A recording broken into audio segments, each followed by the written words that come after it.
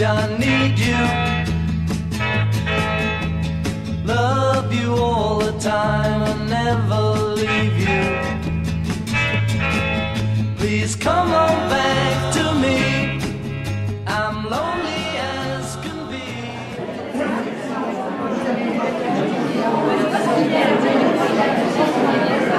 Bonsoir. Est-ce que... Je sais pas si vous m'entendez. Je voulais voilà, bonsoir à tous et vous remercier d'être venus ce soir, d'être nombreux, voilà, fidèles au rendez-vous des cafés littéraires. Je suis très heureuse ce soir d'accueillir Lola Lafont qui a bien voulu venir jusqu'à Saint-Cécile. Et voilà, donc je voulais juste dire un petit mot parce que pour nous c'est quand même une soirée un peu particulière puisque en fait, bon, vous savez que Françoise nous a quittés au mois de septembre et elle avait à cœur que les cafés littéraires puissent continuer et donc en quelque sorte on reprend le flambeau, on est toute une équipe avec Xavier, Jean-Paul bien sûr et puis d'autres qui sont autour de moi et donc j'ai accepté moi de continuer de prendre la présidence de cette association. Voilà, et donc on est tous amoureux des livres, passionnés de littérature, aussi avoir envie de faire de belles rencontres avec les auteurs et de vous proposer encore de belles soirées. Voilà, donc je vais passer le relais à Xavier qui va mener un petit peu la rencontre et je vous souhaite de passer un bon moment. Voilà, merci. Merci.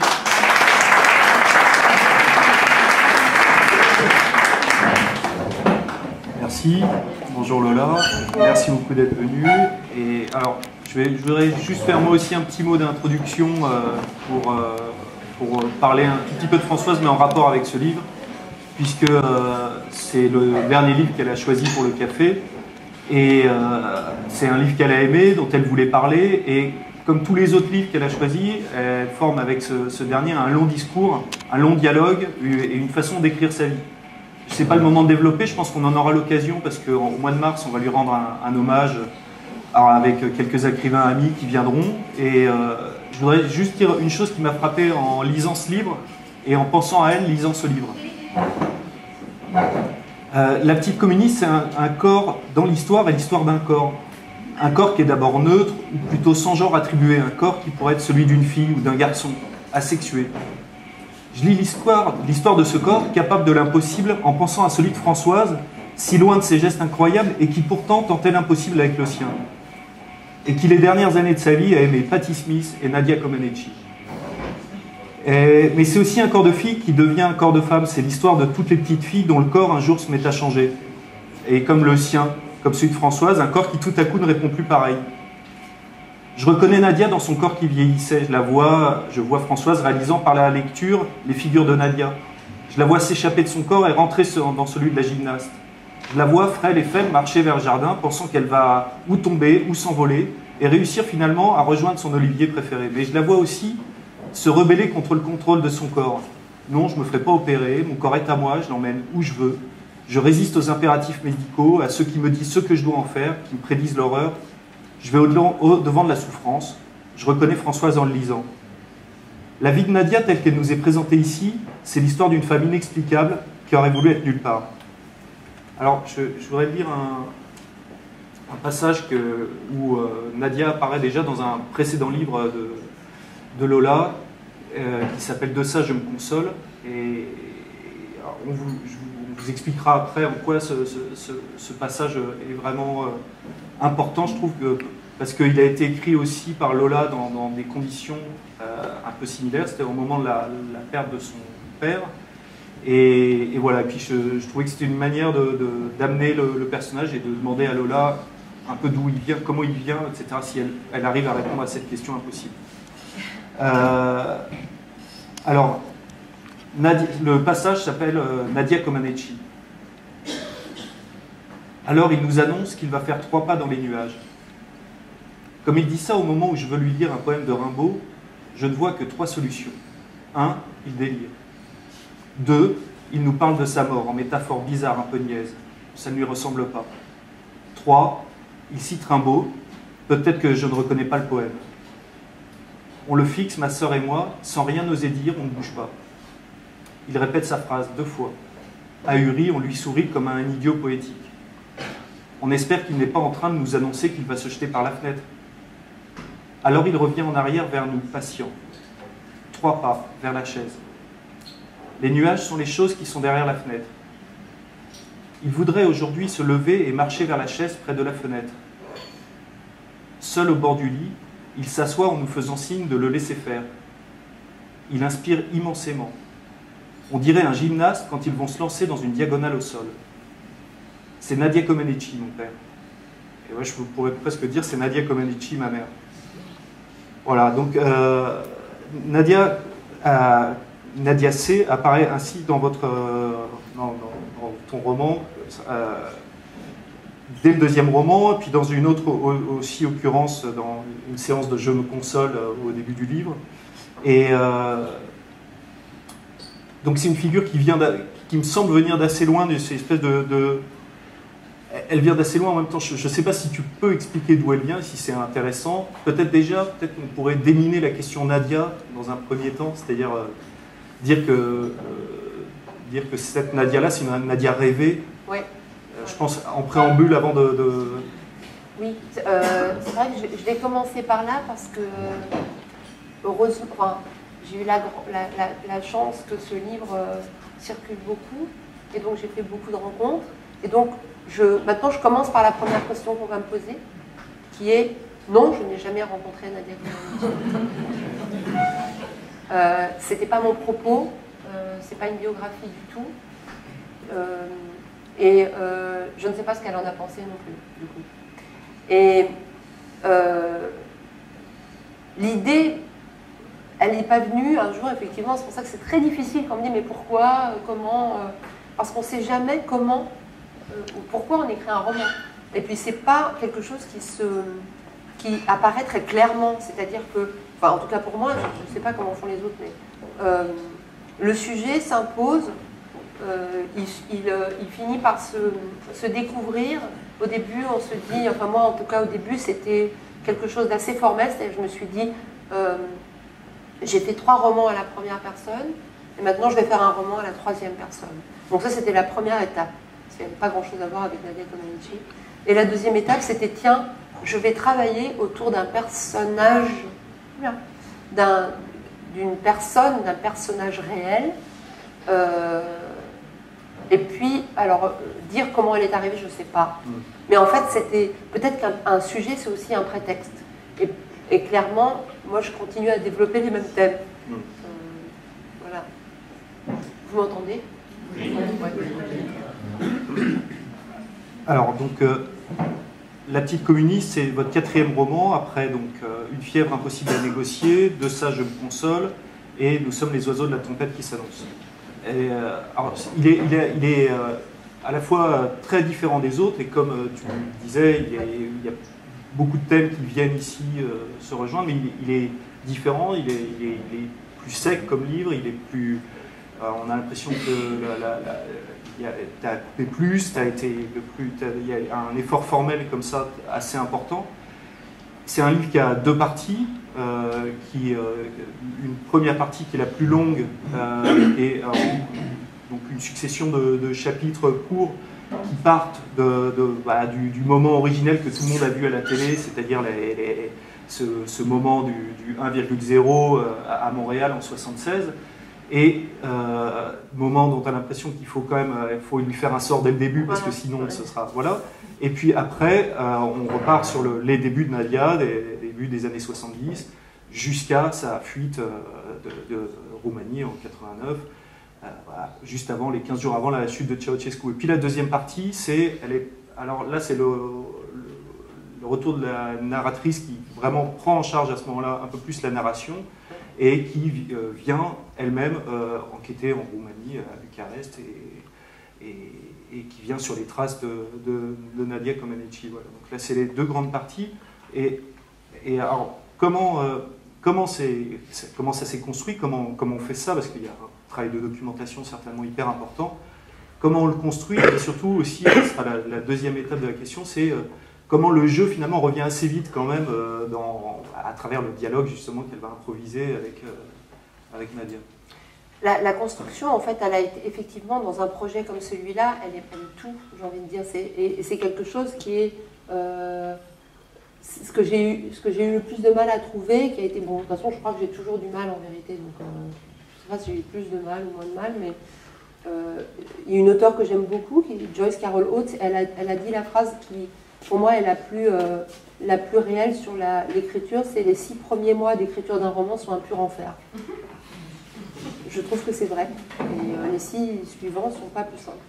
Et là, il y avait... c'est pas hyper optimiste. Là, il y avait vraiment à la fois, effectivement, une partie documentaire qui m'a pris un temps important, qui était un parcours dans la documentation d'abord occidentale, c'est-à-dire française et américaine, sportive, parce que honnêtement, j'y connaissais absolument rien. Donc, qui était quelque chose de sportif. Il y avait la documentation politique, et il y avait cette chose particulière qui est que moi, j'ai passé mon enfance et mon adolescence en Roumanie, et que c'est ma première langue, et que donc, j'avais cette position d'être capable d'écrire le régime communiste vu par les yeux d'une enfant, puisque c'est ce que j'ai vécu. Et que finalement, cette documentation, c'était la mienne. Enfin, c'était aussi comment moi j'avais vécu ce régime, le décrire avec une sorte de quelque chose d'extrêmement banal, puisque c'est le pays où on habite, donc évidemment, on n'a pas les yeux d'un homme politique, on est là, et donc on vit ce qui est en train de se passer. La deuxième partie, c'était d'aller à Bucarest et d'avoir accès à la documentation roumaine, qui évidemment était totalement différente parce que sous le communisme, elle n'était pas une star, puisqu'il n'y avait pas de starification. Donc elle était une athlète. Et donc il n'y a rien en fait. Il n'y a presque rien. Et que donc il y avait déjà dans la disproportion, il y avait le sujet, c'est-à-dire voilà l'Occident qui tombe amoureux d'une manière presque comme d'une idole pop, en fait, d'une gymnaste qui est une athlète dans son pays. Et voilà le régime communiste qui se retrouve complètement dépassé par cette figure d'une starlette en vérité, qu'elle n'est pas dans son pays. À partir de là, j'avais déjà un indice sur le sujet qui était aussi la confrontation de l'Est et l'Ouest, et qui était pour moi aussi, puisque effectivement, comme tu l'as dit, c'est l'histoire d'une narratrice qui décide d'écrire un livre sur Nadia et qui lui envoie chacun des chapitres. Et après chacun des chapitres, elles ont cette conversation, soit par téléphone, soit par mail. Elles se rencontreront jamais, elles ne se verront jamais. Et pour moi, il y avait dans ce dialogue l'occasion aussi, un peu fourbe, de pouvoir parler de ce qu'a été le régime communiste roumain d'une manière un tout petit peu différente. C'est-à-dire d'essayer de déplacer le curseur, en fait. C'est-à-dire la façon dont on voit l'Europe de l'Est ici est extrêmement schématique. Quand je suis arrivée ici, j'avais le plus grand mal à faire admettre aux gens que je n'avais pas vécu un cauchemar. C'est-à-dire qu'on voulait absolument que je raconte des choses épouvantables, et je n'avais pas vraiment de choses épouvantables. Alors je cherchais, mais je n'avais pas de choses épouvantables à raconter. Bien sûr, j'étais petite, je n'étais pas une adulte, voilà. Mais j'avais aussi des choses bien. Et il y avait l'impossibilité d'entendre que c'est complexe. Et que, effectivement, ça n'enlève rien à l'épouvantable régime de Ceausescu des années 80. Mais de fait, il y avait aussi des choses bien. Et le sujet du roman est aussi ça. Et aussi, oui, ça c'est terrible, mais en même temps, il y a ça. Et moi, j'avais envie d'être parfaitement capable de dire les deux. Mais cette construction-là, j'ai raté une première version d'abord. J'ai fait une version qui était un ratage. Quand je l'ai relu, j'ai compris que c'était raté parce que finalement, j'étais exactement dans la position d'admiration du monde entier. J'étais là, je regardais le corps, je regardais l'exploit, j'avais une position très distante, ou peut-être trop proche, enfin entre les deux. Et l'idée du dialogue était l'occasion que ça ne soit pas un corps muet, parce que c'est un corps muet, de toute façon, c'est une image que personne n'entend jamais. Et moi, j'avais envie que la figure de la gymnaste prenne le pas, par moment. Donc dans la première partie, il n'y a pas de dialogue. Enfin, dans la première version, il n'y avait pas de... Dans la première version, enfin, je n'avais pas tout fini Ouais, quand oui, même, oui. mais il n'y a pas de dialogue. Et à un moment donné, effectivement, je me dis, bah non, ça n'a pas de... C'est pas ça, c'est pas bien. De la même façon, tu parlais de quelque chose de beaucoup plus épuré. Ça m'est apparu aussi, c'était encore un ratage. C'est qu'au début, il y avait des superlatifs partout. Et je me suis dit, mais non, parce que le texte doit coller à elle, doit coller à un corps qui est extrêmement affûté, qui est un objet d'une rapidité incroyable. Et je ne la voyais pas encombrée d'un texte. C'est possible en même temps, il n'y a pas de règle. Mais effectivement, au fur et à mesure du texte, la longueur change. Oui. Puisque c'est l'histoire d'un corps qui se métamorphose aussi. Et alors, une autre, enfin, toujours dans cette, dans tous tes livres, en fait, c'est des livres qui dialoguent beaucoup, qui ont toujours, enfin, alors là, de façon explicite, mais déjà, même dans le premier, dans Une fièvre, finalement, c'est un dialogue avec un tu qui a été le violeur, l'insoupçonnable, et qui est une adresse à lui. Oui. Dans le De ça, je me console, c'est un dialogue avec une amie qui a disparu. Donc voilà, c'est une adresse, quoi. Dans le troisième aussi, puisque dans Les oiseaux, c'est une amie alors, le roman commence, elle est en train de mourir à l'hôpital, et le roman s'adresse à elle, enfin la narratrice s'adresse à elle en permanence, et ici aussi. On a l'impression, enfin c'est ça que j'aime moi dans tes livres et dans ton œuvre, c'est le fait que ce soit, contrairement à la littérature en général qui est plutôt centrée sur elle, ou qui discute pas forcément avec un ailleurs, avec un autre, là il y a toujours une adresse. Et aussi, dans ce jeu qui revient, dans cette possibilité, la possibilité, c'est ça, d'un rapport aussi égalitaire, de ramener de l'égalité, de sortir de... C'est-à-dire qu'on n'a pas du tout une biographie, en fait. On n'a pas du tout ni un documentaire, ni... Là, il y a un dialogue, quoi. Enfin, c'est une dimension qui semble vraiment importante. C'est drôle parce qu'en fait, j'ai envie de dire bravo pour cette lecture, parce que moi, j'ai jamais réalisé ça jusqu'à aujourd'hui. Mais non, mais c'est génial quand quelqu'un est un grand lecteur et que d'un coup on se dit mais oui, c'est vrai. Et maintenant, il faut que j'ai dit ça. Ok. Non, mais c'est vrai. Et je veux dire, là, dans La Petite Communiste, effectivement, pour moi, parce qu'on me parle toujours du personnage de Nadia, mais pour moi, le personnage qui fait le plus de mouvement, c'est la narratrice. Parce que la narratrice, elle est obligée de sortir de toutes ses certitudes. C'est-à-dire qu'elle est quand même bien malmenée, et elle arrive, elle est pleine de bonne volonté, elle va faire ce livre, elle sait, elle va lire, ça discute, voilà, elle lit énormément, elle se documente, et puis finalement, elle comprend qu'elle ne comprend rien. Et que le sujet en face d'elle n'est pas du tout disposé à se laisser écrire, et que effectivement, elle va devoir, alors physiquement, elle fait carrément le voyage, mais elle va être celle qui bouge, vraiment, beaucoup plus que la gymnaste. Ouais. Effectivement. Donc, la narratrice, elle est entre le moment où elle s'adresse très poliment à la gymnaste, c'est-à-dire c'est assez courtois, et puis ça évolue vers le bras de fer. Oui. Vraiment.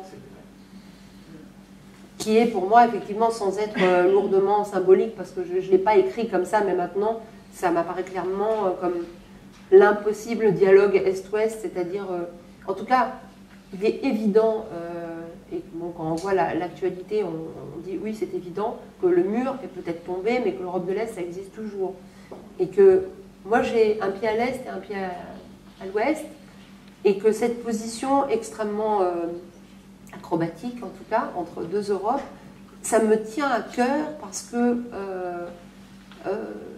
il y a vraiment, bon, c'est rien de dire, une vision tellement, je ne sais pas comment dire, ethnocentrée, enfin, il y a quelque chose, moi j'avais très envie de dire des choses très concrètes, en vérité, sur l'Est, c'est-à-dire j'avais envie de dire des choses un petit peu gênantes peut-être, qui sont par exemple de dire oui, c'est vrai, ce que vous avez vu est vrai, il n'y avait pas à manger beaucoup dans les années 80, mais seulement dans les années 80. Et de ce fait, on faisait la queue pendant 4 heures, pendant 5 heures, ce qui était vraiment épouvantable, parce que ça prenait un quart de la vie des femmes, pas des hommes. Et en même temps, et ça n'enlève rien, en même temps, les queues étaient des lieux de socialisation incroyables, et des lieux où les gens, comme ils savaient qu'ils allaient y passer beaucoup de temps, les vieux amenaient des pliants et ils jouaient aux cartes, les gens draguaient comme des fous, c'est-à-dire que c'est compliqué. Les deux sont réels, très réels. Et il semblerait que l'histoire a très envie, en tout cas que l'histoire occidentale a très envie qu'on lui dise à quel point c'est mieux ici. Maintenant, les pays ex-communistes sont tous à peu près d'accord pour dire que malheureusement, c'est pas si simple. C'était l'aparté. Peut-être on avait prévu de faire une lecture, Oui. donner une idée de comment fonctionne le texte Oui. en acte, quoi. Oui. C'était... 64, je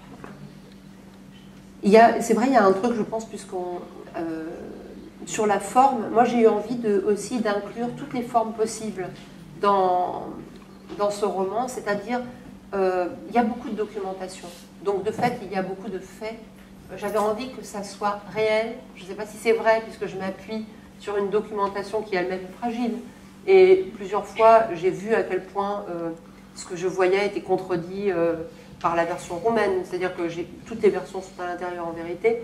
J'avais envie qu'il puisse y avoir des décrets, que la littérature puisse inclure un décret politique, que effectivement le commentaire sportif, pourquoi pas, mais aussi, moi j'ai beaucoup travaillé sur le corps, les femmes et le risque. C'est pour ça que quand tu parlais au début, c'est très juste, c'est-à-dire les femmes et le danger. Parce que la gym, c'est pas la danse. C'est-à-dire il y a vraiment une possibilité de mourir. C'est-à-dire qu'on est vraiment dans des petites filles qui frôlent l'accident mortel. Et surtout, nous, qui sommes fascinés par ce spectacle, on est dans cette fascination de voir des corps prépubères qui risquent la mort. Et ça m'intéressait beaucoup, parce que j'en fais partie. J'aime aussi regarder ça. On reviendra pas mal là-dessus, je pense. D'accord. Trop vieille pour être jeune. À 25 secondes de son évolution sur la poutre à Skien, Norvège, ses poignets ondulent comme l'air qu'on dirait épais. Les pieds joints sur les 10 cm du bois, un incongru mouvement de hanche à droite et à gauche, une petite fille mimant un roc appliqué. Nadia tend ses mains devant elle et, sans les poser sur la poutre, dessine un grand compas rapide avec ses jambes, le nœud blanc qui retient sa queue de cheval en point de repère. Vous êtes ici. Elle monte si haut lorsqu'elle imprime un mouvement de balancier à son corps que certains ne parviennent pas à regarder l'exercice des barres asymétriques jusqu'au bout, terrorisés que les bras fluets ne cèdent et qu'elle tombe. Sait-elle, réalise-t-elle qu'elle risque de se briser le cou? Demandent inquiets les journalistes au juge ébloui. En survêtement rouge sur la deuxième marche du podium, Ludmila Touricheva regarde l'enfant consacre plus jeune championne d'Europe saluer le public. Les traits de son visage semblent tirés, une douce amertume triste dans son sourire, fanée. J'écris à Nadia C. ceci. Votre avènement est un spectacle dont la mise en scène parfaite s'appuie sur des accessoires bicolores, le blanc et le rouge.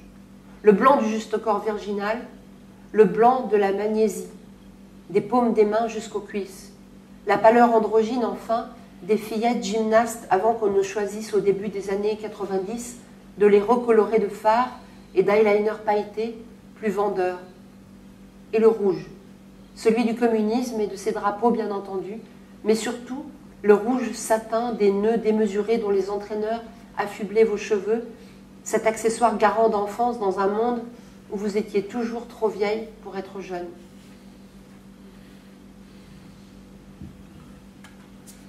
Là, on est vraiment à un passage, je pense qu'on allait y venir, finalement, oui, sur cette question primordiale du passage de l'enfance du corps d'une jeune fille au corps d'une femme, et sur ce qui est une notion qui revient, enfin, un thème qui revient beaucoup, déjà aussi dans les premiers livres, oui, cette question de rompre avec un état d'innocence et et de comment on est forcé de rompre, et quel regard nous renvoie ce moment inévitable de changement du corps qu'elle nous renvoie, et comment elle l'incorpore elle-même.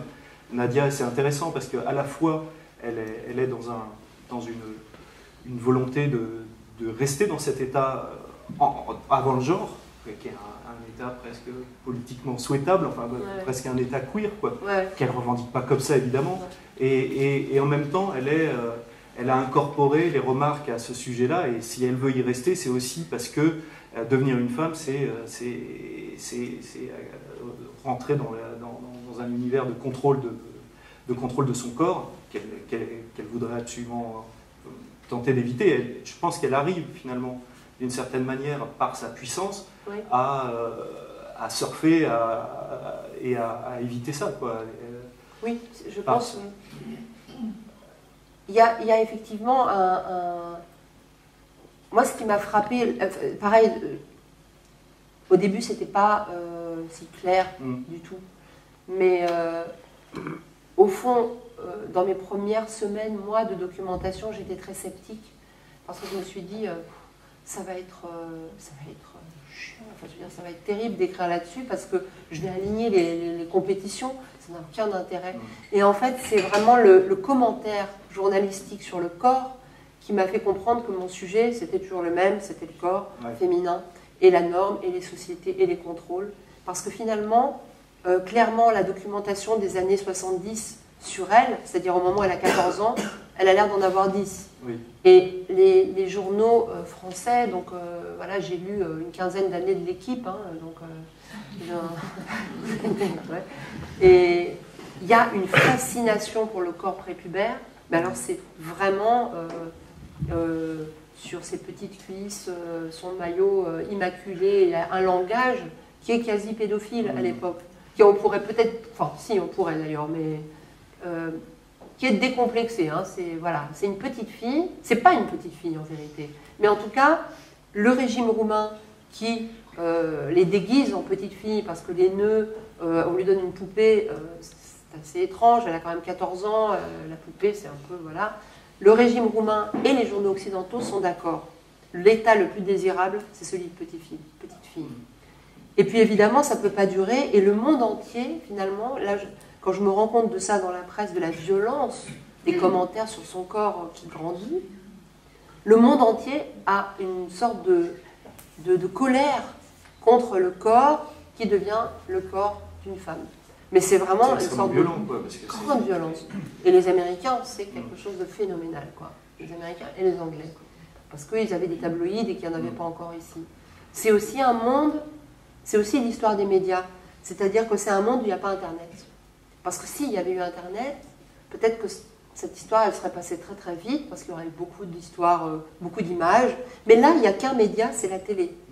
Donc c'est une image complètement unique, contrôlée. C'est un poster, c'est une photo, c'est une image télévisée. On ne peut pas obtenir d'images d'elle qui n'ont pas été contrôlées. C'est-à-dire soit par les Roumains, soit par les Américains. Parce que les Américains sont ceux qui mettent en scène ce film depuis le début, puisque ça se passe à Montréal, que c'est les télés américaines, et qu'elles filment cette histoire. Donc cette histoire-là, elle est, moi quand je la découvre, elle est vraiment déjà racontée 2 fois, à l'Est et à l'Ouest.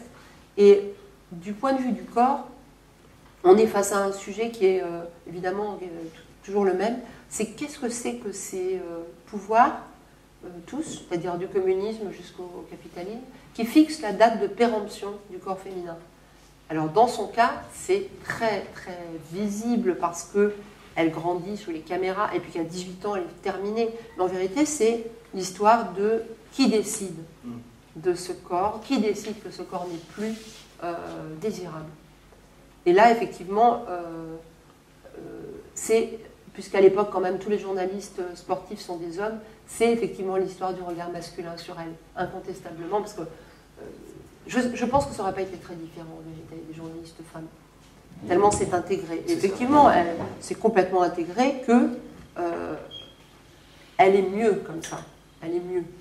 Après, c'est fini. Alors, bon, si on parle d'un point de vue sportif, l'histoire, elle dit autre chose. L'histoire, elle dit qu'elle continue à gagner. Mais en vérité, on s'en fiche. Parce que ce qui compte, c'est qu'elle continue à être une petite fille, très au-delà du sport.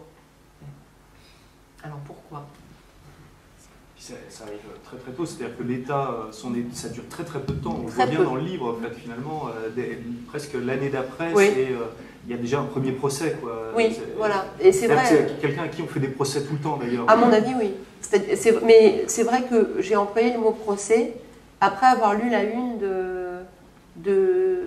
c'était Libé et Le Monde, en fait, en juillet 80. Et en juillet 80, c'est les Jeux de Moscou. Et les Français ne l'ont pas vu depuis 1 an et demi parce qu'il y a eu une pause. Voilà. Et donc, elle va arriver à Moscou et en vérité, elle va gagner. Donc, ça se passe bien. Mais le type de Libé est celui du Monde. Ils ont le même genre de phrase. Et c'est avec ce titre que moi j'ai compris l'essence du sujet. Le titre, la petite fille s'est muée en femme. Verdict, la magie est tombée. Et je me suis dit, c'est extraordinaire parce que le sujet est là. Le sujet est là, le sujet c'est la phrase, c'est-à-dire que verdict, donc on est clairement dans un procès. Alors on ne sait pas à quoi on fait un procès. On fait un procès parce que la magie est tombée. Et moi ce qui m'intéressait c'est de savoir de quelle magie il nous parle. Qu'est-ce que c'est la magie? Oui, parce qu'elle réussit toujours, c'est oui. extraordinaire. Mais donc, donc en vérité la magie c'est pas la C'est pas ça. gymnastique, non. Mais elle a une force en plus, et qui est intéressante, là, parce qu'elle est capable de se réécrire elle-même, presque. Enfin, il y a une de ses facultés qui est notée à un moment donné par un spécialiste, et puis Oui. et elle est capable au moment où elle saute, de corriger un geste et de le réécrire dans le même temps. Cette notion de réécriture, je l'aborde là parce qu'elle diffuse dans tout le livre, c'est-à-dire que elle-même est capable de réécrire, mais tout le monde réécrit. Oui. Vous, la narratrice réécrit, Oui. elle est dans la réécriture de toutes les sources, c'est-à-dire comment les placer, comment à partir du moment où on compose ce livre, on réécrit aussi, on se met à réécrire l'histoire, et comment Ceausescu réécrit. Il y a un passage qui s'appelle réécriture, c'est Ceausescu qui réécrit la ville, carrément, Oui. parce qu'il ne supporte pas qu'une ville... qui est des relents de campagne, etc. Donc on réécrit la ville. Finalement, c'est l'histoire des multiples réécritures. Alors, on tente d'écrire sur le corps, on tente de modifier son corps par l'écriture, mais il y a une échappée possible, c'est par le corps, finalement. C'est par l'intelligence du corps, cette intelligence qu'elle a de son corps. Oui. Alors, Oui, c'est vraiment ça. Ouais. Il y a effectivement, enfin en tout cas c'est le pari que je prends, parce que encore une fois la réalité, l'actuel gymnaste c'est autre chose, mais dans le personnage de Nadia, dans le roman, pour moi elle échappe en tout cas in extremis, elle échappe à tout. C'est-à-dire qu'effectivement elle est instrumentalisée par le pouvoir, enfin bon, comme tous les sportifs, comme elle le fait remarquer à la narratrice, mais finalement, elle s'enfuira. Et finalement, elle arrive à disparaître dans la ville quand même. Et puis, les Américains la désirent, mais la détestent, parce qu'elle a grandi. Mais finalement, elle réussira à les fasciner quand même d'une certaine façon. Et peut-être qu'effectivement, c'est un personnage qui est entre deux idéologies, entre le communisme et le capitalisme, et que sa seule place possible, c'est au-dessus. C'est quelque chose qui est un peu plus aérien. Et c'est quelque chose que moi je crois, de toute façon. Donc voilà, peut-être que c'était une façon pour moi de réfléchir aussi à ses pouvoirs, à ses mondes, et la question effectivement à un moment donné, parce qu'on m'a demandé mais dans quel régime la femme était le plus libre? Mais aucun, bien sûr. Donc la question elle est ailleurs, parce que entre le communisme qui, en tout cas Ceausescu, qui avait une politique nataliste et qui obligeait les femmes à faire 4 ou 5 enfants, et un monde capitaliste qui conseille aux femmes de se faire refaire et injecter du poison au milieu du front pour être désirables, on peine à choisir. C'est un peu la peste et le choléra.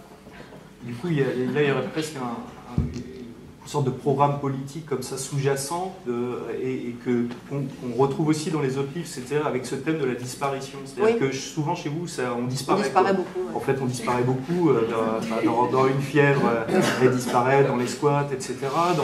De ça, je me console aussi dans différents squats. C'est-à-dire que disparaître, c'est aussi échapper aux assignations, à tout ce qui... Oui. Disparaître, c'est... alors, c'est drôle, mais je me suis dit quand j'ai commencé ce livre, attention, personne ne disparaîtra. Fais attention. C'est encore raté. Mais c'est des disparitions, c'est-à-dire que moi, j'aime bien les évasions. Les évader, plutôt. Alors, j'aime bien, c'est vrai, les personnages romanesques qui arrivent à fausser compagnie. J'aime bien cette expression aussi. À un moment donné...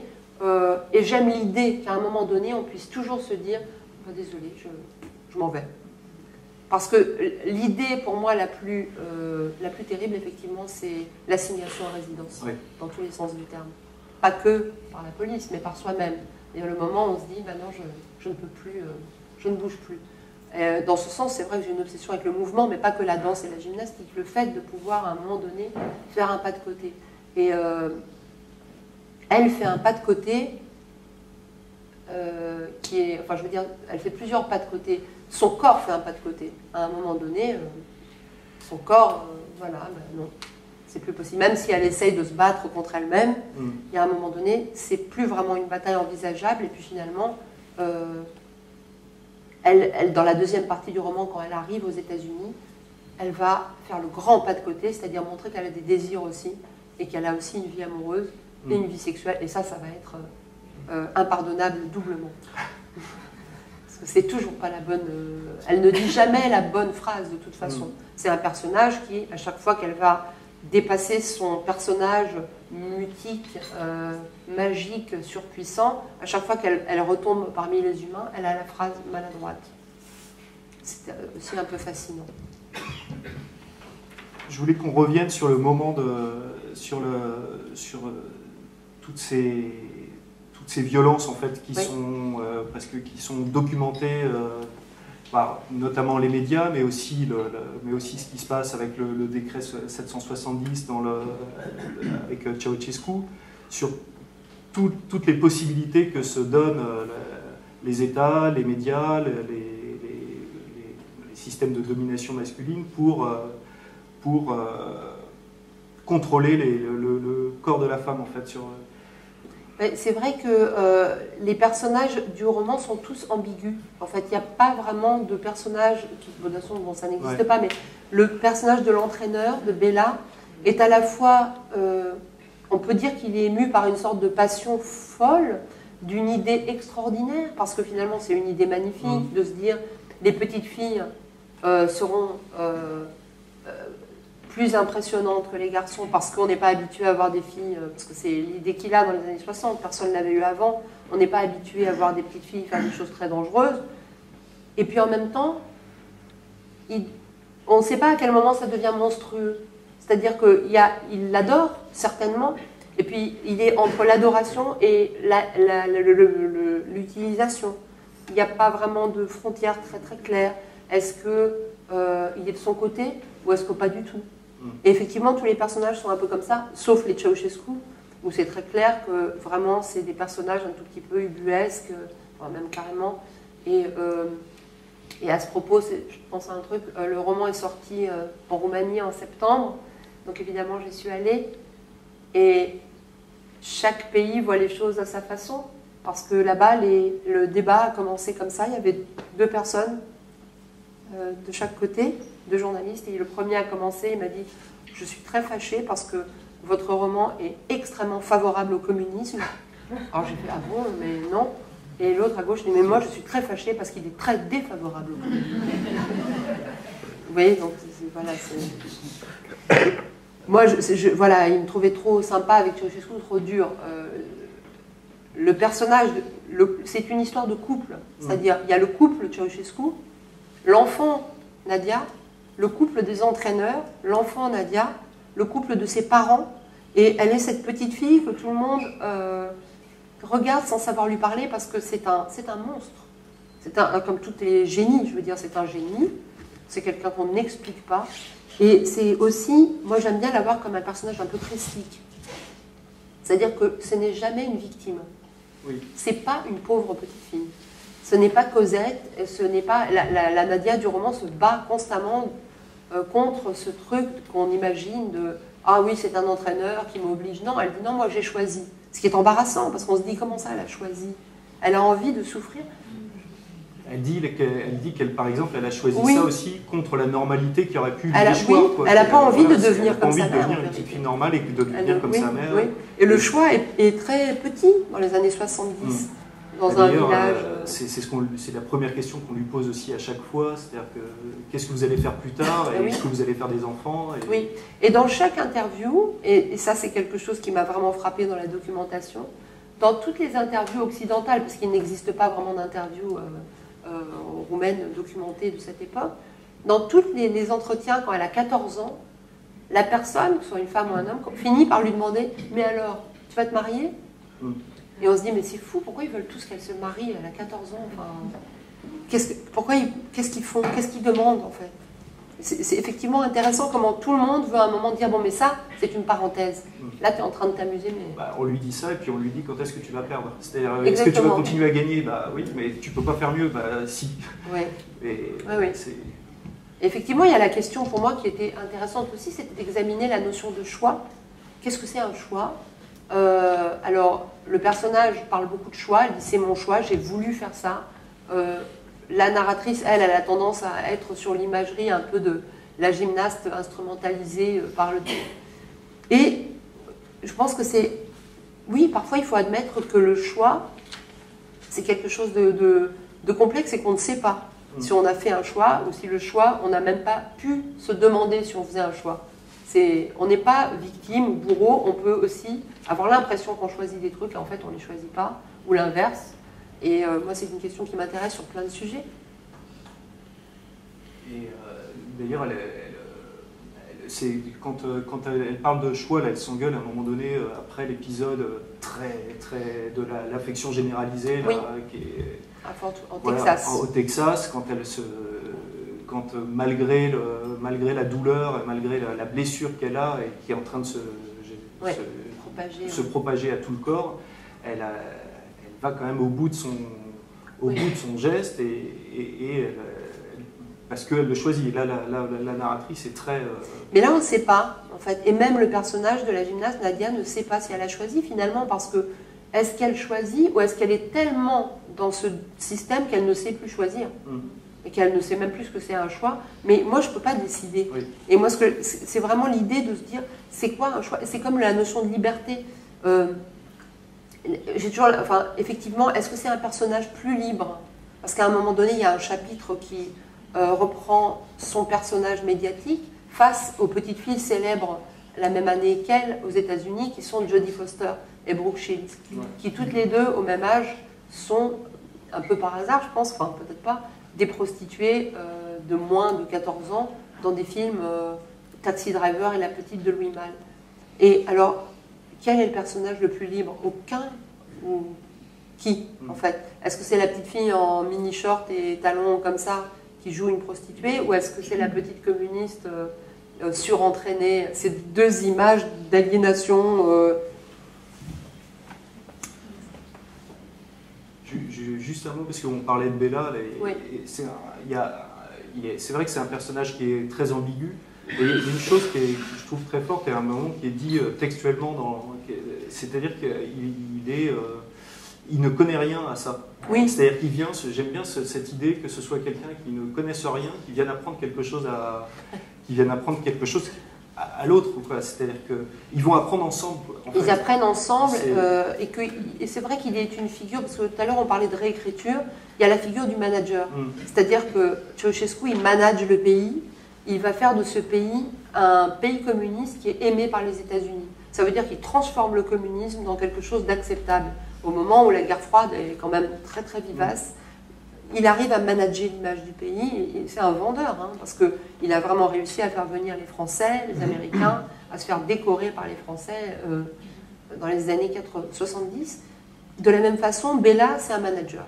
il réussit à un moment donné à ce que les caméras occidentales se détournent des soviétiques.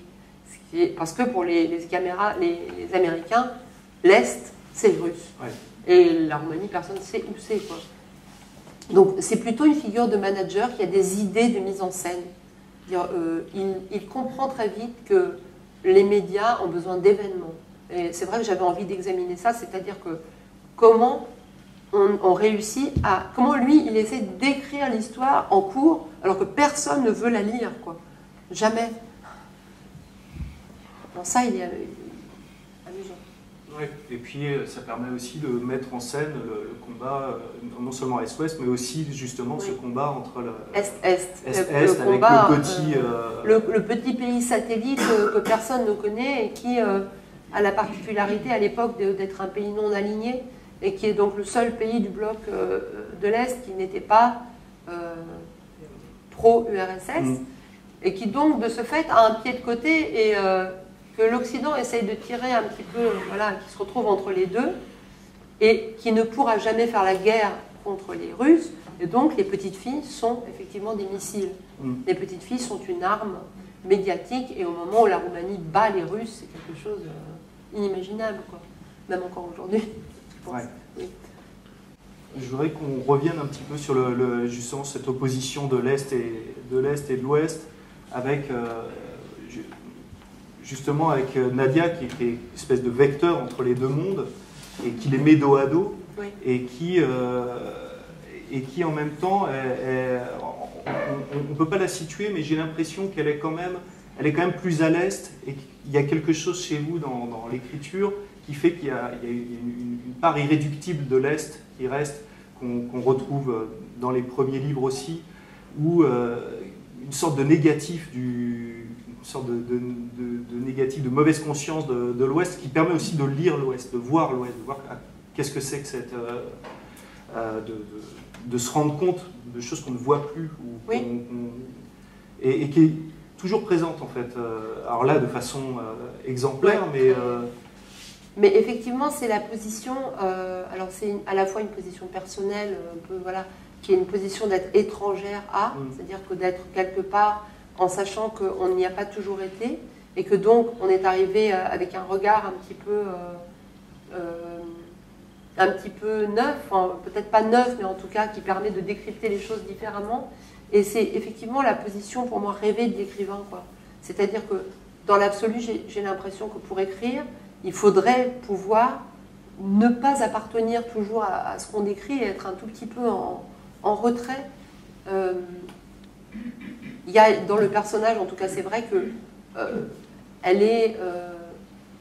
elle trouve insupportable qu'on réduise la Roumanie à un cliché. Alors parfois ça prend quelque chose une apparence un petit peu comique, c'est-à-dire que c'est vrai et que elle se bat avec l'image un peu de James Bond du pays de l'Est où il neige 12 mois sur 12 et où les hommes se promènent tous avec un imperméable et ils ont l'air de conspirateurs et les femmes sont toutes des prostituées et enfin ça c'est vraiment une vision romanesque absolument vivace aujourd'hui. Enfin, moi je compte pas les livres où je me dis mais on parlait de Bonaparte, avec tout le respect que je lui dois, dans son dernier roman les Russes sont tous sous. C'est quand même un peu fou, enfin je veux dire c'est quand même dingue, ils boivent tous de la vodka par litre et évidemment ils sont tous de la mafia. Il y a aussi des Russes qui sont instituteurs quoi. Et végétariens et tout, enfin, bon, il y a de tout, voilà. Mais c'est vrai que cette vision elle est hyper, alors on ne dira pas colonialiste mais quand même, c'est-à-dire que moi ce qui me soucie c'est cette vision pleine de certitude. Alors il y a un exemple dans le roman qui est sur la surveillance. Oui, voilà, c'est quelque chose qui m'amuse toujours, mais puisque au fond, Nadia passe d'un monde surveillé, archi-surveillé, à l'est, elle traverse la frontière, elle sort, et elle se retrouve aux États-Unis, suivie en permanence par la paparazzi, par les chaînes de télé 24 heures sur 24, et que finalement, voilà, elle passe d'un monde surveillé à un monde surveillé. Puis ce que ce qui est raconté aussi, c'est que ce monde surveillé, c'était un peu absurde, c'est-à-dire c'était un peu burlesque cette façon de surveiller, qu'on pouvait très facilement y échapper et ça, jouer avec ça. La complexité du réel, c'est ça. C'est que aller dans la salle de bain, on fait couler l'eau, on a ça dans... Et la complexité, mais ça c'est vraiment un truc qui me frappe dans le réel, pas dans le roman, mais qui est que moi on m'a toujours dit, enfin depuis que je suis là, en tout cas on me dit, mais vous étiez surveillés tout le temps. Et je me disais, mais venant de gens qui exigent toujours plus de caméras de surveillance dans les rues, et qui ont tous un iPhone, et qui ont des cartes magnétiques, donc on vous suit à la trace, mais alors vraiment, voilà, c'est quand même un truc de dingue. C'est-à-dire que le communisme avait une surveillance amateur, parce que c'était des gens qui vous surveillaient. Donc les gens, à un moment donné, ils se fatiguent, ils ne vous suivent pas partout, vous les voyez et tout. Et bien sûr que vos voisins vous dénonçaient, c'est absolument vrai. Et vous dénonciez vos voisins. Mais les gens racontaient n'importe quoi. En tout cas, en Roumanie, c'était quand on a rouvert les archives de la Securitate, quand les gens lisent leurs dossiers, ça fait un truc comme ça d'absurdité bureaucratique, parce que les gens n'avaient pour la plupart rien à dire. Donc on vous disait, oui, il est allé là, et puis il a fait ça, et c'est mortel. Donc oui, penser qu'un État ne surveille pas, c'est naïf. Un État surveille, c'est son... Voilà. Et on est arrivé à un niveau de surveillance extrêmement fin, et la différence entre le communisme et le libéralisme, c'est que la surveillance, elle est désirable ici. Elle est high-tech, elle est moderne, et tout le monde en veut. Alors que nous, on ne voulait pas. Il y a aussi la dimension collective qui est très importante. En fait, oui. Je trouve, et vos livres rendent compte aussi de ces aventures collectives à différents niveaux, mais parce que dans le premier, par exemple, on découvre le monde des squats et le monde d'une organisation différente, justement, où on peut s'échapper et vivre autrement, surtout selon d'autres règles, et échapper aux diktats du libéralisme. Et puis, ici, finalement, cette société-là, même si c'est un collectivisme qui a montré ses errements, mais il y a une dimension collective dans cette société-là qu'il n'y a pas à l'Ouest à l'époque, qui est hyper individualiste. Et je trouve que de façon assez subtile, ça réintroduit cette dimension qu'il y avait du collectif là aussi dans... Mais c'est-à-dire qu'il y avait deux sortes, effectivement, dans le roman, il y a un collectif qui est celui d'une équipe. Oui. Et c'est-à-dire qu'on oublie ça parce que les médias décident qu'il y a une star. Mais en vérité, c'était des équipes qui avaient besoin absolument de l'une de l'autre, parce que les résultats, très concrètement, s'additionnaient. Donc là, vraiment, c'était des sports d'équipe et individuels, bien sûr. Mais ce qui est compliqué dans les histoires de collectif, c'est que le communisme a imposé le collectif. Donc, c'était un collectif mal vécu, parce que très lourd. Et en même temps, comme effectivement l'ennemi, c'était l'État, les gens devaient quand même s'organiser entre eux pour résister, parce que de toute façon, c'était pas vivable comme vie. Donc vous deviez, à un moment donné, savoir que vous pouviez échanger à manger, vous pouviez être sûr que, voilà, vous ne pouviez pas résister seul. La différence avec un monde où, effectivement, vous n'êtes pas officiellement en danger, vous n'êtes pas officiellement mal, donc vous n'avez pas officiellement besoin des autres, sauf qu'en vérité, si. Et que donc le collectif ne s'organise pas. Mais c'est peut-être pas effectivement le roman dans lequel c'est le plus présent, mais par contre, c'est quand même ça permet que la dimension politique soit subtilement amenée, alors qu'elle pouvait être plus frontale dans certains de vos autres livres. Là, il y a quand même encore cette dimension-là. Nadia, je veux dire, c'est pas un roman vintage, quoi. C'est pas du tout ça, quoi. C'est vraiment parce que Nadia, ça a été aussi ça, pour plein de jeunes filles, etc. Et puis on peut le voir aussi dans toute l'iconographie qu'on peut avoir sur Internet, sur ce qu'elle est devenue. On a pu en faire un objet un peu vintage comme ça. Et en fait, là, ce que vous en faites, c'est pas du tout ça, quoi. C'est presque elle a presque une fonction politique. Oui. Le personnage, oui, c'est-à-dire, voilà, c'est vrai que le personnage endosse des opinions, des vues plus politiques. Et mon pari en l'écrivant, c'était aussi que peut-être cette adoration de milliers, de millions de petites filles à l'époque, et même maintenant d'ailleurs apparemment, c'était aussi peut-être finalement plus subversif qu'il n'y paraissait. C'est-à-dire qu'il y avait quand même une différence entre adorer une fille qui court à 45 km/h, qui est très musclée et qui fait des choses extrêmement complexes. Il y a une différence quand une petite fille adore Nadia et qu'elle adore Britney Spears, quoi. Je veux dire, il y a une différence dans le modèle, il y a une différence dans l'identification, oui. Et que pour moi, c'était le pari du roman. C'est-à-dire que peut-être que cette figure-là, bah, malgré les couettes, c'était vraiment Fifi Brindacier en vérité, quoi. Ouais. Ce qu'elle proposait, c'était un monde de puissance. C'était pas un monde où... C'était pas une imagerie Disney. C'était... alors, ce qui m'a amusé, c'est quand j'ai découvert que tellement de petites filles ont atterri aux urgences l'année des Jeux Olympiques parce qu'elles ont tenté de faire ça dans leur jardin, mais c'est un peu fou. Mais finalement, cette contagion de désirer que votre corps soit plus rapide, c'est pas rien en vérité. Ouais.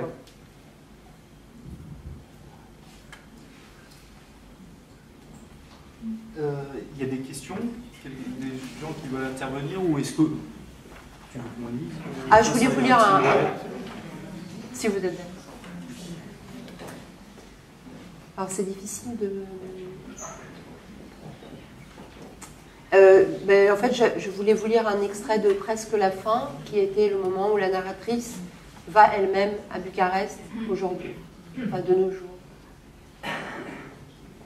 Vous ne m'avez jamais parlé des arbres de Bucarest. J'aurais pu commencer ma lettre à Nadia comme ça, de façon concrète et anodine. Ici, les arbres surgissent au travers des toits des maisons abandonnées et l'herbe traverse les saignées d'un trottoir éventré. Ici, les arbres s'ouvrent au-dessus de leurs ombres. Les feuillages s'installent, s'instaurent.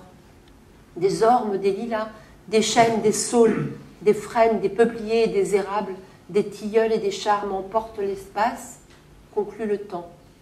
Vous ne m'avez jamais dit qu'ici, rien n'est caché. Chez nous, à l'ouest, les câbles, on les enterre, les façades, on les ravale. Il faut bien présenter, les chaussées sont lisses et bétonnées de frais. Ici, au passage des trams, des amas de câbles mystérieux emmêlés frémissent doucement près du ciel. Je marchais au hasard, j'allais à mes rendez-vous à pied, je notais tout avec ferveur. Le pont surplombant la Dąbrowica et sa rambarde écroulée sur 2 mètres qui n'était pas signalée. On ne présumait pas ici de la fragilité des citoyens. À Bucarest, aucun de ces panneaux clignotants prévenant que demain il ferait chaud et qu'il faudrait boire de l'eau. Les trous béants d'asphalte émiettés formaient des cratères que les passants évitaient sans cesser de parler au téléphone. J'observais un jeune couple devant moi à la caisse d'un supermarché.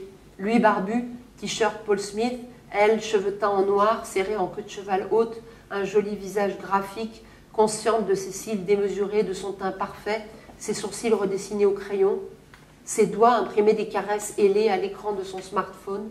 Elle et le barbu étaient déjà à la porte quand la caissière les a ailés. Dans sa main, la monnaie qu'ils n'avaient pas daigné prendre. Leur monnaie nonchalante de nouveaux riches dans la main de la caissière stupéfaite et amère, comme si elle ne savait pas à qui appartenait cet argent maintenant qu'il était abandonné. J'avais rendez-vous dans des cafés tendances, installés dans de belles maisons victoriennes aux porches en fer forgé. Les jardins, décorés d'ampoules multicolores, étaient remplis de jeunes, habillés comme partout en Europe. Un de ces cafés était décoré à l'ancienne, il fallait comprendre comme sous le régime communiste. Et c'était le lieu le plus couru de la ville, on n'y passait que des vieilles chansons de pionniers. Entre Zara et Bershka, les haut-parleurs d'une église engoncée diffusaient la voix modale du pop. La mélodie ouvrait les bras à la rue ravagée de moteurs bruyants à l'intérieur de l'église. Les lumières rouges adoucissaient l'or des icônes que tous embrassaient à tour de rôle. Régulièrement, une vieille dame, un chiffon et un produit lave-vitre à la main, essuyait le visage en verre de la Vierge. Sur la table, des femmes aux cheveux couverts déposaient quelques offrandes, une brioche appelée cozonac, des œufs durs et des bouteilles d'huile protégées de sacs en plastique, un sac Mickey renfermé tant de cadeaux que ses poignets déchirés pendaient sur le front du Christ. Des hommes âgés, vêtus comme pour une soirée d'importance, étrangement compassés, se tenaient seuls devant ce qu'ils vendaient sur le trottoir. Un recueil de Verlaine en français, une balance de salle de bain datant des années 70 et quelques piles. D'autres debout près du coffre de leur voiture, ouvert comme un étal, proposait des cajots de fruits bien rangés, des bottes, d'ânettes, des paires de chaussures neuves, des aubergines, des poivrons rouges et ronds, du papier toilette et des clous. Je marchais vers ce qui fut le palais de Ceausescu, il me semblait proche, et plus je marchais, plus il s'éloignait. Je racontais ça à ceux que je rencontrais, assez contente de ma remarque. Il haussait les épaules. Tous avaient fait cette expérience. L'envergure de ce bâtiment était incalculable. Pourquoi ne pas le démolir? Je demandais. On me regardait, fâché. On n'a plus de passé, à force de tout taire, disaient ceux et celles qui avaient été témoins, enfants de sa construction.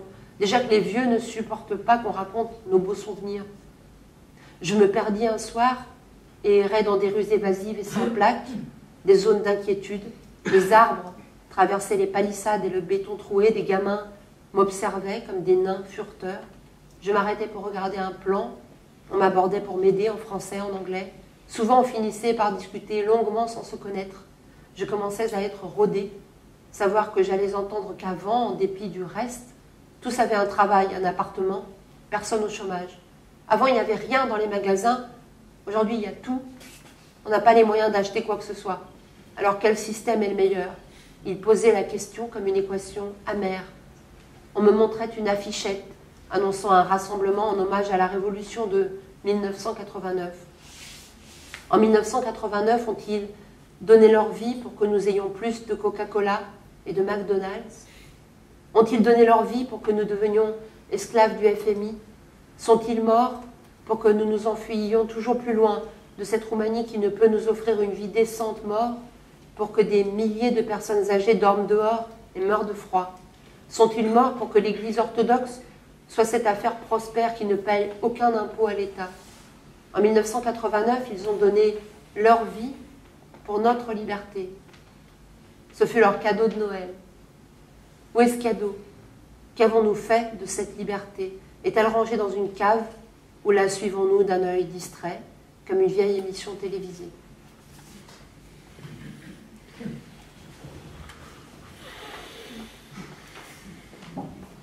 Ça, c'est quand même frontal. C'est le moment frontal. Est-ce que vous voulez intervenir, poser des questions, débattre, qu'on continue le débat ensemble ou Plus tard. Plus tard. Ouais.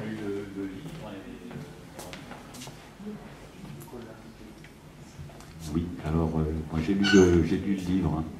Et donc, en vous écoutant, j'ai vraiment enfin, c'est une image comme ça qui m'est venue. Ben voilà, vous écrivez comme sur une poutre, mais grand angle. Voilà, c'est juste une petite chose comme ça. Merci.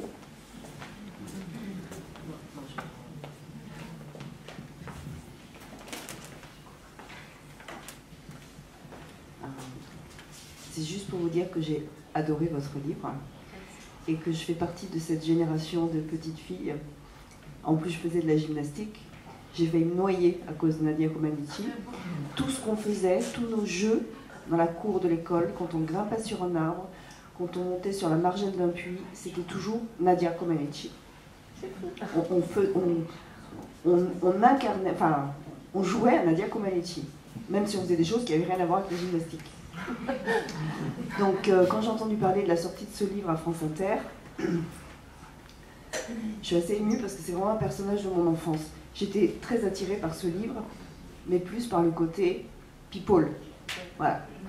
Et il se trouve que une personne qui m'a bien connue à cette époque a entendu la même émission et s'est dit, ce livre, il est pour Florence. Donc finalement, on me l'a offert avant même que je l'achète, ce qui prouve que c'était vraiment un personnage qui me concernait. Et pourquoi j'ai beaucoup aimé votre livre, c'est parce que vous avez justement dépassé ce côté people et que vous m'avez donné autre chose. Et pour moi, c'est vraiment ça la littérature.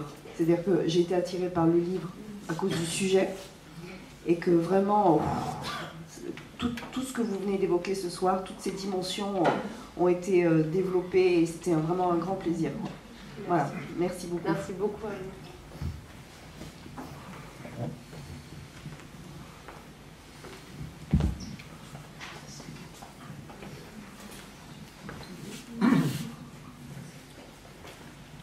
En fait, je trouve pas trop les mots pour dire ce que j'ai envie de dire, mais je vais essayer quand même.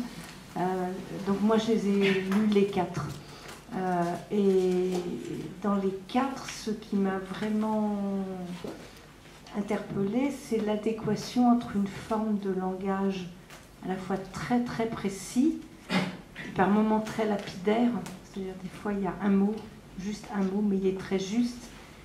Et puis, comment c'est difficile d'habiter un corps de femme dans le monde tel qu'il est. C'est vraiment quelque chose... Alors c'est juste une réflexion qui me vient parce que on n'a pas parlé tellement des autres et c'est dommage. Moi, je trouve qu'Une fièvre impossible à négocier, c'est un des plus grands romans que j'ai lus. Je sais pas, enfin des romans dits de femmes, parce que voilà, c'est des voix féminines. Je ne sais pas si vous connaissez Inès Cagnati. Inès Cagnati, elle a écrit un roman qui s'appelle Génie la folle sur les relations d'une petite fille avec sa mère. Et on retrouve un petit peu la même chose dans ce roman d'Inès Cagnati, c'est-à-dire cette impossibilité que les hommes font aux femmes de leur permettre d'habiter leur corps en sérénité. Et dans le texte d'Inès Cagnati, il y a un petit peu comme dans le vôtre, ce besoin, cette nécessité de trouver une forme de langage autre que le langage habituel, avec des phrases qui sont construites peut-être autrement, des phrases qui sont par moments pas complètes, ou pas complètes selon les normes de la grammaire, ou de toute façon on s'échappe aussi. Vous parliez d'évasion, là aussi on s'échappe parce que les mots tels qu'ils sont dans la langue normée, ils ne peuvent pas convenir pour essayer de transcrire ce que vous essayez de transcrire. À savoir que on veut bien que les femmes soient des femmes idéalisées, mais on ne veut pas qu'elles soient des êtres humains habitant un corps de femme. Voilà. Alors bravo, continuez, chapeau quoi.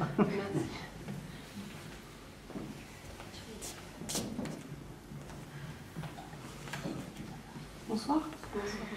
Je repensais à ce que vous disiez au début, du moment où Nadia Comaneci, on lui a reproché de devenir une femme, justement. Et je pensais à l'idée de la toute-puissance. En fait, je trouve que c'est néoclassique, ça existe depuis les jeux enfin, c'est romain, c'est grec, on est dans cette... Et en fait, j'ai l'impression que moi, j'ai été acrobate très longtemps, la toute-puissance du corps, c'est une chose... Quand on est enfant, on est tout-puissant. Quand on est un enfant sportif, ou on est un enfant doublement tout-puissant, on n'est ni un garçon ni une fille. On se construit dans cette toute-puissance qui est une liberté totale. On fait un avec le monde et en plus on a ce corps qui est en accord avec ce monde et qui nous porte et on rebondit dessus et on est sans limite. Et ça fait rêver tout le monde, la toute-puissance, aussi bien en Occident qu'à l'Est. Ce qui est très étrange, c'est que les images, par exemple les figures réelles socialistes, les femmes ont des gros seins et tout ça, mais enfin les profils des visages sont les mêmes, hommes et femmes, c'est des imageries qui sont toujours les mêmes. Et que ce soit à l'Est ou que ce soit en Amérique, en fait, ce qu'on a adulé, et ce que les êtres humains néoclassiques manifestement adulent, c'est la toute-puissance. Et j'ai l'impression que ce qu'on reproche à Nadia Comaneci là, mais peut-être ce qu'on reproche aux femmes d'ailleurs en règle générale, c'est à la fois d'être porteuse de cette toute-puissance, puisqu'on donne la vie, on la crée, c'est de la toute-puissance absolue, et en même temps, sortie de l'enfance, il y a quelque chose qui commence à incarner la douceur, la rondeur. Et alors comment c'est possible que la toute-puissance réside dans cette rondeur ? Comment ce serait possible qu'on ait tout en fait ? J'ai l'impression que c'est peut-être une question comme ça qui se pose. Je commande pas, hein, je vous écoute. Non, mais en fait, je vous écoute avec vraiment plaisir et puis je sais, enfin voilà, enfin, c'est super. C'est des super questions et. En plus, on est vraiment au cœur du livre. Oui, absolument. Non, donc, je me pose la question en même temps que vous, en fait. C'est ça ? Bonsoir. Alors j'ai beaucoup aimé l'image que vous avez dit tout à l'heure en parlant qu'en Russie, il existe aussi des instituteurs. J'ai beaucoup aimé. Et moi, j'aimerais vous poser alors une question. Est-ce qu'en Russie, il existe des gens qui ne soient pas communistes? Parce que même le plus riche... Ah, mais je pense que personne n'est communiste là en Russie, hein. Comme en Roumanie d'ailleurs. Ah, je pense que le régime, voilà. Ah non, mais là, moi je peux pas vous parler de la Russie parce que je la connais mal, mais je peux vous dire qu'en Roumanie ou en Bulgarie, personne, sauf de Pékin, les pauvres, on peut même pas, pour le moment, en Roumanie, on ne peut pas évoquer une idée de gauche, ce qui est un gros problème, c'est-à-dire que le traumatisme est tel que le roman en Roumanie s'appelle La petite fille qui ne souriait jamais. Ils n'ont pas voulu mettre le mot communiste, pour vous dire. Donc personne n'est communiste.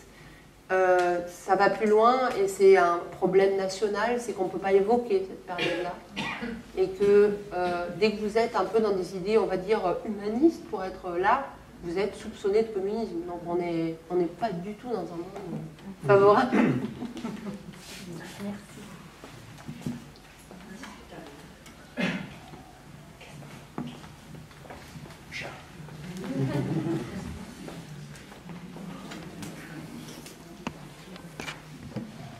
Moi, ce que j'ai surtout aimé aussi dans votre livre, c'est une petite part du moins évoquée, dont on n'a pas parlé ce soir, justement, c'était la vision quand ils arrivent aux États-Unis, où ils sont dans le consumérisme, où ils voient la profusion d'éléments.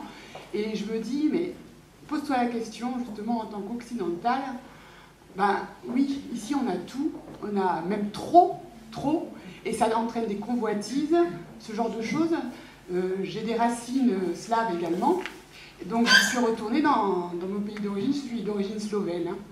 Et là-bas, il n'y a rien non plus, il y a énormément de manque, et comme vous disiez tout à l'heure, il y a le regroupement justement, si on a besoin d'huile, il n'y a pas de magasin, on va demander à la voisine qui connaît le producteur, etc.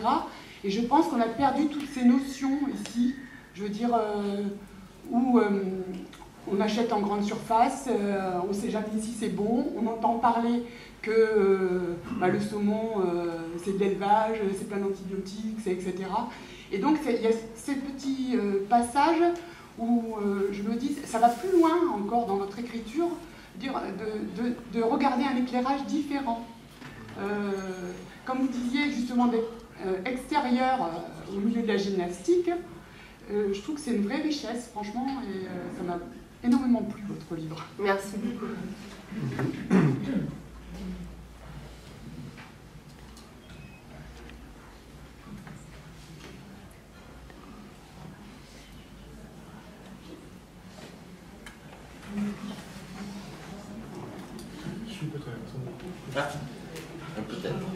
Oui, j'ai beaucoup de notes, alors je vais être bref. Je reviens tout à l'heure, d'ailleurs, Xavier en a fait état, lorsque la capacité à effectuer des calculs mentaux ultra rapides pour se corriger et ajuster le tir, en continuant le mouvement, se corriger en cours de course de route, pardon. Mais il fait penser, alors je ne sais pas, vous avez trouvé ça, c'est exactement ce qui s'est passé en 1968, lors de la descente des Jeux Olympiques, où en tête se trouvait Guy Périllat, qui avait fait une descente parfaite. Restait derrière lui Jean-Claude Killy, qui dépassait, lequel Jean-Claude Killy, à un certain moment, est sorti de la trajectoire idéale, celle qu'avait choisie Périllat pour légèrement se freiner et prendre un passage qui était plus pentu et gagner encore de la vitesse. Il a eu à ce moment-là le génie, enfin, de dire je sors de la trajectoire et là je vais pouvoir gagner. Donc il anticipait et en même temps qu'il courait. Alors je ne sais pas, où avez-vous trouvé cette idée-là, qui est vraiment même chose pour notre personnage. Brasé, Reinhold Massner, en alpinisme, c'est la même chose. Mais comme quoi, c'est une capacité. Enfin, c'est intéressant parce que je ne savais évidemment pas du tout. Moi, c'est pas une information que j'ai trouvée ou quoi que ce soit parce que je connais très bien la danse, en fait. mon premier métier, c'était la danse, en fait. Donc ça a sûrement joué sur l'écriture de la petite communiste et même des autres.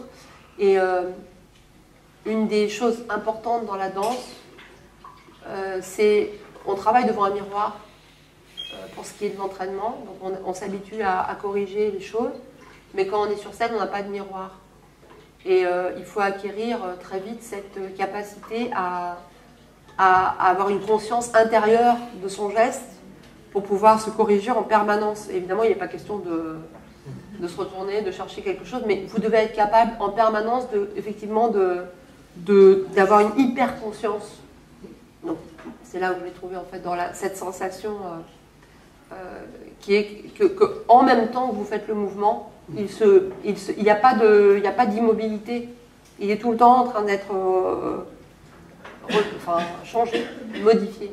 Puis il y a aussi la notion d'erreur qui intervient aussi, parce que ça faisait penser un peu à ça. C'était un moment où on réussit quelque chose aussi parce qu'on se trompe un peu, parce qu'on sort de la trajectoire. Absolument. Et là, c'est comme ça qu'elle réussit son truc, son saut incroyable. Oui, c'est une erreur. Il devient incroyable parce qu'au départ, c'est une erreur en fait. Oui. Et donc après, ils se sont demandé comment faire que cette Qu'est-ce erreur qu'on fait de devienne... l'erreur Voilà, Qu'est-ce qu'on fait? C'est-à-dire vraiment l'idée sur laquelle, effectivement, à un moment donné, vous faites quelque chose d'imprévu et que soit vous choisissez de ne pas le voir, soit vous vous dites, ah ben, c'est quoi cette chose? Je vais aller au fond, en fait, je vais aller vraiment loin dans l'imprévu pour voir qu'est-ce qu'il en résultera. Et c'est là où ils sont tous les deux forts, Bella et là où ils forment un couple, parce Absolument. que tous les deux voient l'erreur. C'est-à-dire que là, il est plus qu'un il voit le corps faire une erreur et il sait que là, il y a... Oui, et ils sont très partenaires, plutôt que... Il n'y a pas de hiérarchie, on dirait, parfois, effectivement. Bah, merci beaucoup, Laura. Merci à vous. Très intéressant, merci.